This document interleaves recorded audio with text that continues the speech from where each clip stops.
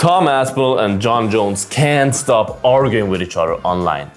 All about this, who that helps, what kind of influence that has on the fight and everything in this video. Hello and welcome to Bloodsport MMA. Assalamu alaikum everyone. As you probably know, Jon Jones is the reigning, defending UFC Heavyweight Champion of the world. Tom Aspinall is the reigning, definitely defending as well, UFC Interim Heavyweight Champion of the world.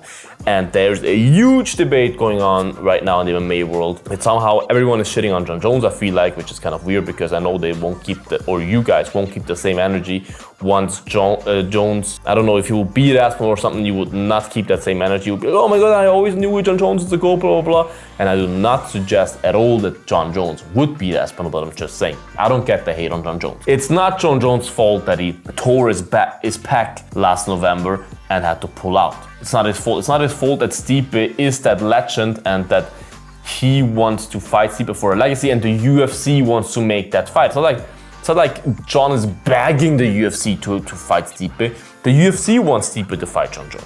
Absolutely, 100%. What Aspinall does is very smart. Aspinall keeps calling out Jon Jones and keeps making kind of insults to him, which is very smart. First of all, you keep the conversations active. I talk about it, the whole internet talks about it, and everyone or most of the MMA base goes on Tom's side and backs it. So you keep the conversation alive, you keep pressing Jon to wanting to fight you because Jon is a very competitive guy.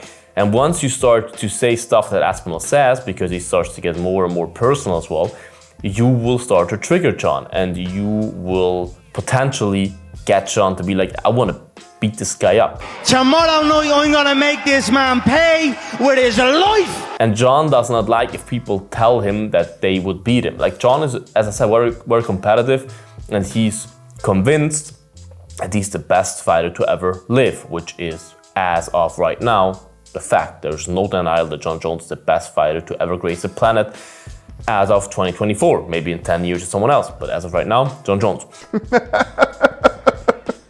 Is he f***ing awesome? So the chances of him actually getting, even if Jon Jones fights Stipe, which probably will happen in November, the chances that Jon then decides to fight Aspinall are definitely growing because of what Aspinall does. So it's smart of him to keep picking on him on Twitter. Because you can also see from Jon Jones, his reactions start to get more and more annoyed.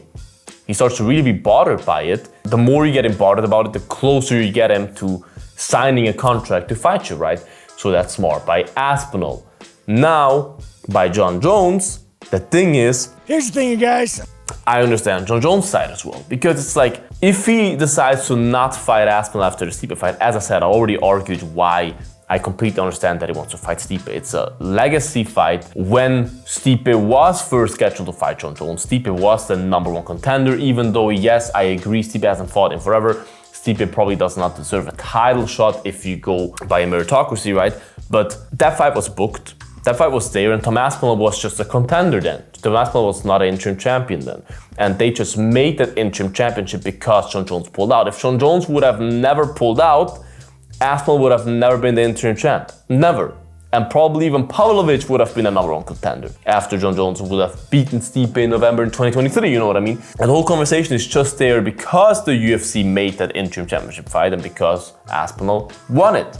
Well deserved. But I understand that Jon Jones says like, hey, I was scheduled to fight Stipe. I got injured, not my problem. Of course it's your problem, but it's not my fault. You know what I mean? Everyone can get injured. Something happened. And I still want that fight. Stipe hasn't lost since then. Jon Jones hasn't lost since then. Stipe hasn't won.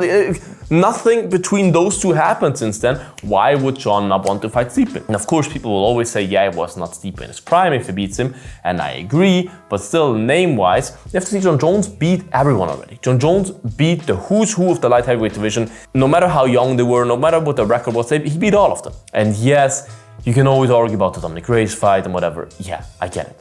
But he beat all of them, on paper at least. Well, on paper he lost to Matt Hamill, but we all know how that happened, right? So Jon Jones has nothing to prove anymore. Now, of course, if he goes and fights Aspinall and beats Aspinall, that's like, oh my god, cherry on top. If you retire, then no one can ever beat you at the greatest of all time debate. Never. But the risk that he's going to take by fighting Aspinall is like, look, if he beats Stipe, he won the heavyweight title, defended the heavyweight title, he is he's not a natural heavyweight, he's a light heavyweight. His body's built for light heavyweight. At light heavyweight, he beat everyone from start to the end. Daniel Cormier twice, you name it. He already did all that. Got a t-shirt. That he's still fighting is just a blessing for us fans. If he decides to retire after the Stipe fight, you cannot be mad at him. Why, as a 30, when he beats Stipe, probably around 30, or when he will fight Aspinall, he'll probably be like 37 or something, or older. Why, at that age, should you decide if you yourself feel like, hey, I'm not that fast anymore, like I used to be, I'm not in my prime anymore, because I'm pretty sure Jon Jones is not in his prime anymore, especially next year when he would face Aspinall. Why should I now risk my legacy, my crazy legacy of no one ever beat me? Why should I risk that legacy to not in my prime anymore? It's not my best self that steps in the octagon. To face someone that is in his freaking prime, that is a natural fast heavyweight. Tom Aspinall is a natural freaking heavyweight. He could never make 205. Why should I risk that to fight a young cat in his prime? Why should I risk my legacy for that? Because if Tom Aspinall, and I would favor Tom Aspinall in the fight, with all respect to Jon Jones, if Tom Aspinall beats Jon Jones, his legacy is destroyed. Because he will never be that guy anymore that never lost. Never. He has an official L on his record, and an official one. Not a win because, not a disqualification loss, a real L. Why should he risk that? If you beat 31, I'll be like, fight Aspinall, goddammit. But he's an old guy. Look at him with all the great beard and stuff that he has. Why should he risk his legacy to fight Aspinall? In my opinion, I completely understand, and I would respect that a lot if he would do fight Aspinall. That would be like, hey, balls out of steel, for sure. But I completely support him, and I completely understand if he wants to retire on top after and if he beats Stipe in November. This is my opinion on this whole topic. Very, very unpopular. I know. Write your opinion in the comments, you guys. Where do you agree, disagree, whatever, write all your takes in the comments. Like this video, guys, subscribe to this channel, would appreciate that. Check out the Bloodsport merch, bloodshop.net. Beautiful things like the Violent Eagle collection that you see here. All of the collections in the Bloodshop. Worldwide free shipping with the code FREE wherever you live. Stay bloody, you guys, and until the next one. Bye-bye. Bloodsport out.